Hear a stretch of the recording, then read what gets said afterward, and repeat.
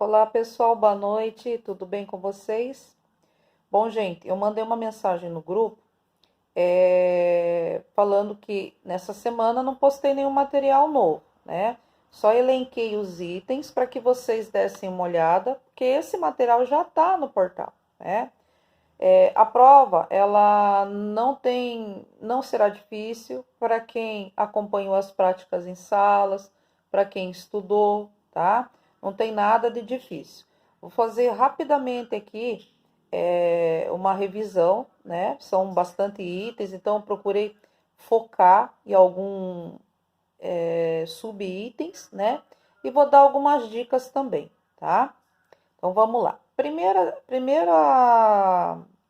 situação que nós tivemos, que nós falamos, foi sobre a prática educativa. Eu apresentei para vocês um material do Libânio, né? É um texto difícil, mostrei para vocês o livro. Vocês acho que foram até a biblioteca, pegaram esses livros. Depois, né, alguns, eu levei para vocês já um resumo, tá? Para facilitar bastante a vida de vocês. E vai cair alguma coisa na prova sobre isso, não tem como, né? Tá falando da prática educativa. Lá nesse texto, ele fala do conceito, né, de ensinar, o que é ser professor, o que é dar aula, né? Então, nós discutimos bastante aspectos nesse sentido, o que é um bom professor, tá? Preocupem-se muito, dê uma importância maior dentro desse material quanto ao item de avaliação, tá? O que é avaliar para um professor? Avaliar é só ver se o aluno acertou, se ele errou, né? O que é avaliação? A avaliação ela é um instrumento também para auxiliar o professor. O Libânio ele traz uma reflexão sobre esse item avaliação. Então, peço para vocês que dêem um carinho especial para isso, tudo bem? A outra atividade, né, o outro item, foi sobre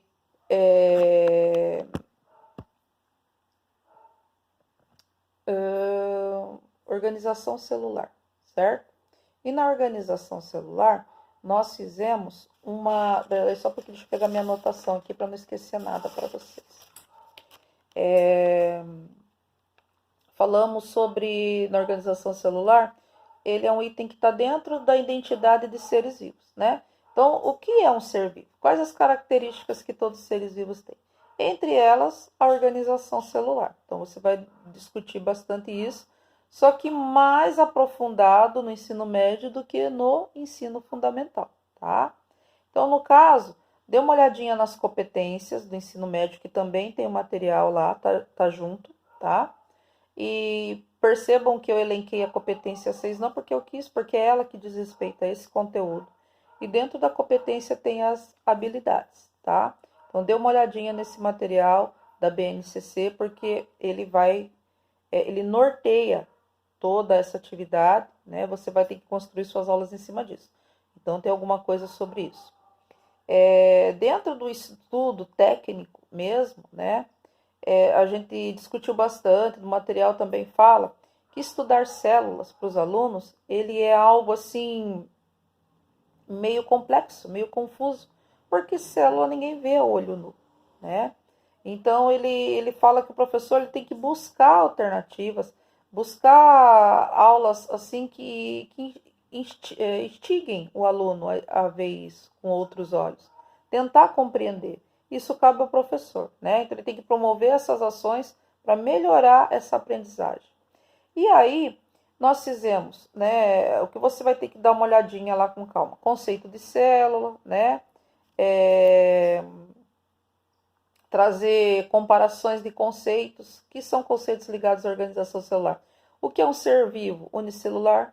O que é um ser vivo pluricelular, né? O que é um ser vivo procarionte? Desculpa. O que é uma célula eucarionte? O que é uma célula procarionte, né? Isso tem que estar claro. Isso é matéria, é conteúdo de ensino fundamental.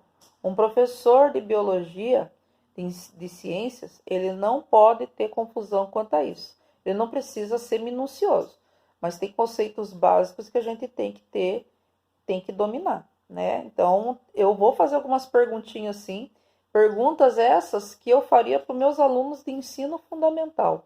O mais pesado para um aluno de ensino médio do primeiro ano.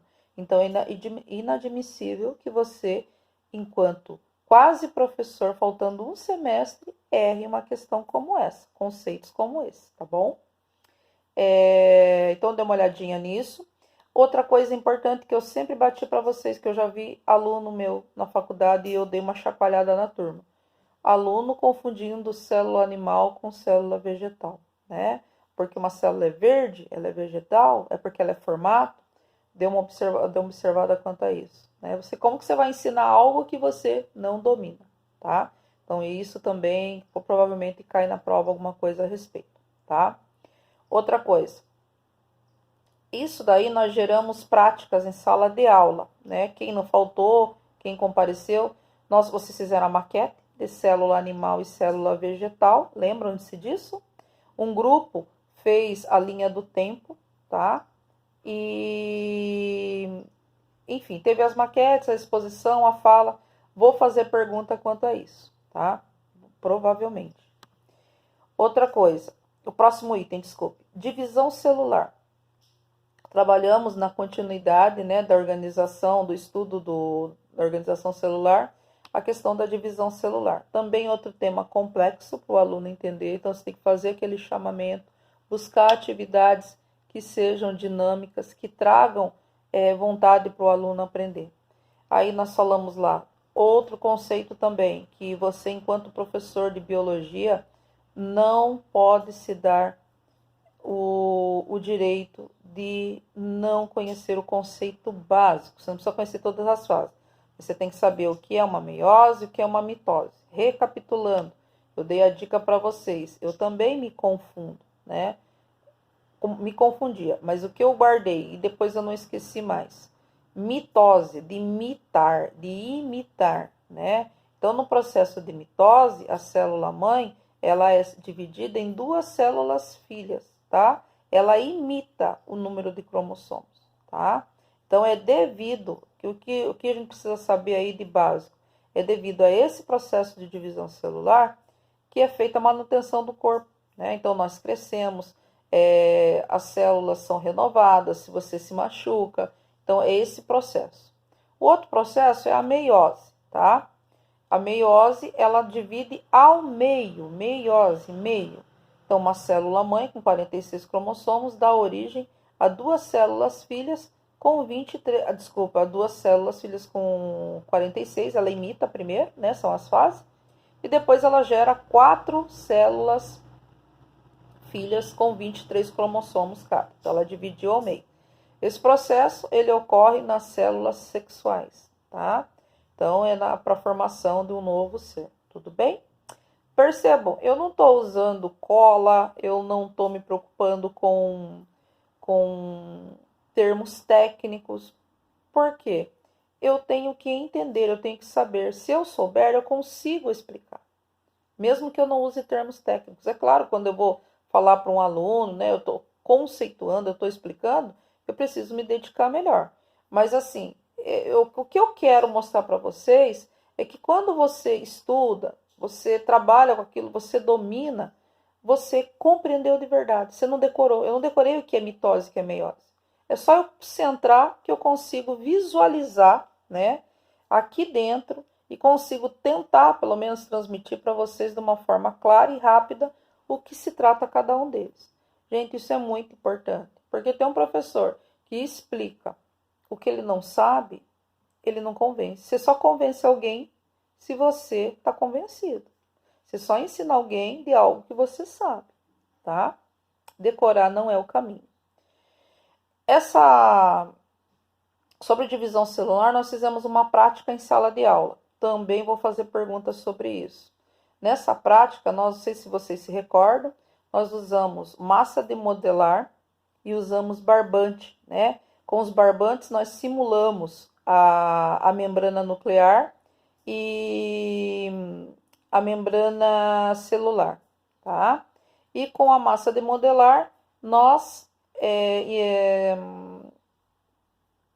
como que fala assim, representamos os cromossomos, tá? Mesmo para alguém que faltou, que não deveria ter faltado, é só dar uma olhada no portal, porque tem o texto indicativo, tem o xerox com a folha, tá tudo lá. Podem comprovar, tá certo? Bom, deixa eu ver aqui o que mais.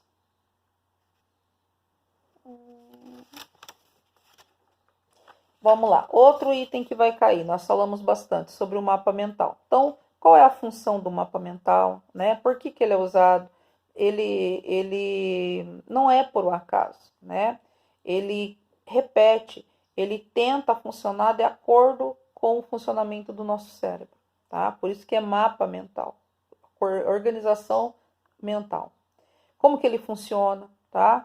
Quais as vantagens de utilização do mapa mental? Coloquei para vocês no material também algumas ferramentas online, tem a possibilidade de criar um mapa mental. Como que se elabora um mapa mental? Não adianta eu fazer um e vocês copiarem. Exemplo, lá nós vamos estudar juntos. Então, Sandra faz um mapa mental e a gente copia porque eu estudo por ali. Essa não é a função dele. O mapa mental é para você criar suas conexões mentais. Então, se você coloca um tema central, ele conecta com qual tema? Com aquele? Com esse? Você é que vai fazer, porque só você sabe o que você compreendeu, né? Então, assim, mapa mental não foi feito para copiar. Nesse dia, acredito até que foi a nossa última prática. Vocês criaram, pedi para vocês criarem um mapa mental, né? Com um tema, levassem os livros, lembram-se disso? E aí vocês criaram os mapas mentais, tudo bem? Dê uma olhadinha que também vai cair sobre isso. E não é porque vai cair para a prova. Isso é ensinamento, isso é utilização para a vida toda, tá bom? Outro tema, até pelo fato do estágio, né? Foi a questão do plano de aula. Então, dê uma olhada, também está lá no portal. O que é um plano de aula? Para que ele serve? Quais os componentes básicos, né? Então, a gente tem lá os objetivos, os conteúdos, o tempo estimado, o material necessário, desenvolvimento, avaliação. Ah, eu tenho que decorar tudo isso? Não, mas para que serve o objetivo? Para que serve o conteúdo? Tá? Dê uma olhadinha, por favor. Aí veio o tema de educação ambiental, certo? A educação ambiental e a interdisciplinaridade. Em princípio, eu falei para vocês, eu tinha um projeto na prática para nós realizarmos, né? Com a ajuda até do professor Eric e com da faculdade, atividades externas, mas enfim, isso não se realizou. Aí, nesse material, na parte teórica, coloquei para vocês lá o conceito de educação ambiental. Falei sobre a Política Nacional de Educação Ambiental, que é pela Lei 9795/99. Por favor, dê uma olhadinha nessa lei, tá? Não é para você decorar, mas principalmente no conceito, tá certo? Dica, dê uma olhadinha nessa lei.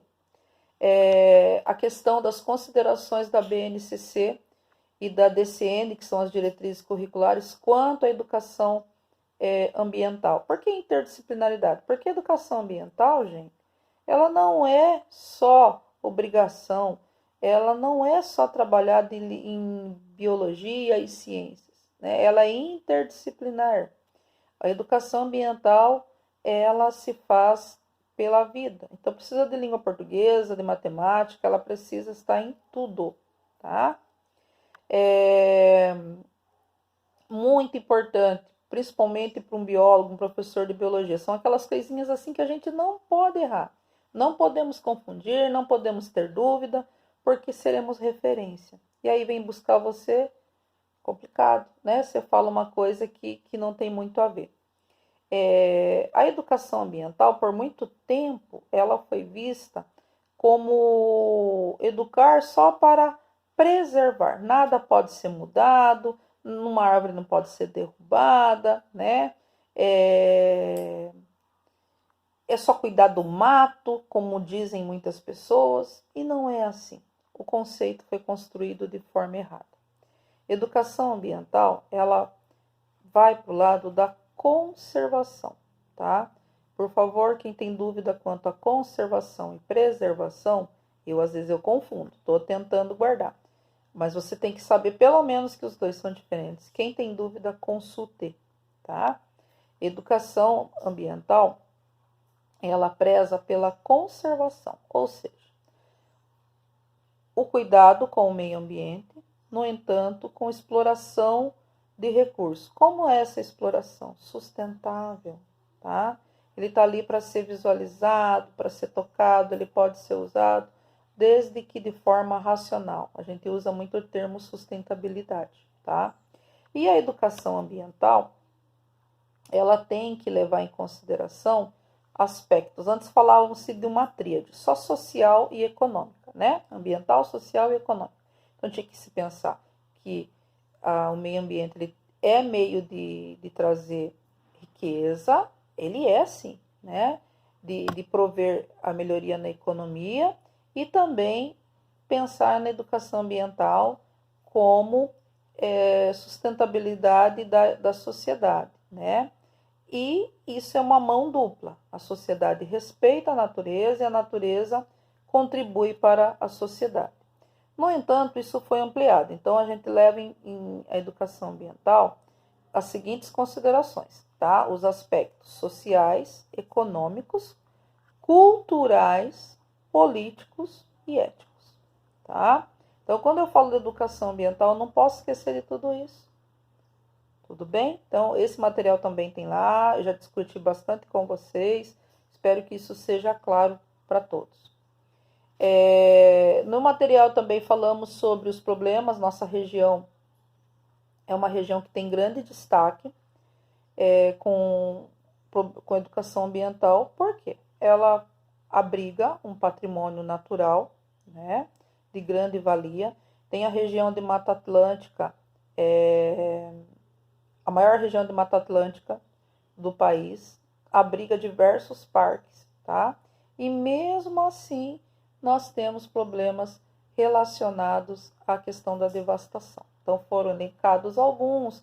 Se isso fosse em sala de aula, nós discutiríamos, porque dentro da sala nós temos alunos vindos de vários municípios, né?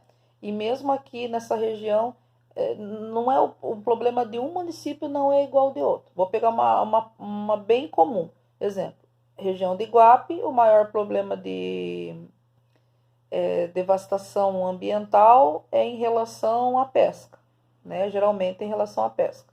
Se eu pegar aqui o município de Sete Barras, é em relação à extração de palmito. Então, assim, nós teríamos várias contribuições vindas de vocês, de todos os outros, para que nós até mapeássemos essas situações, tá? E, voltado nisso, surgem ideias para tentar conservar, mas dando suporte econômico, social, político, ético, né, para essas pessoas, para todos os envolvidos, para que isso seja conservado, mas as pessoas consigam comer, consigam sobreviver, consigam se manter nessa região. Então surgem esses projetos. Muitos de vocês já até pode ser que trabalhem nessa área. Muitos de vocês serão responsáveis por esses projetos, né? Então, olha a importância disso, tá certo?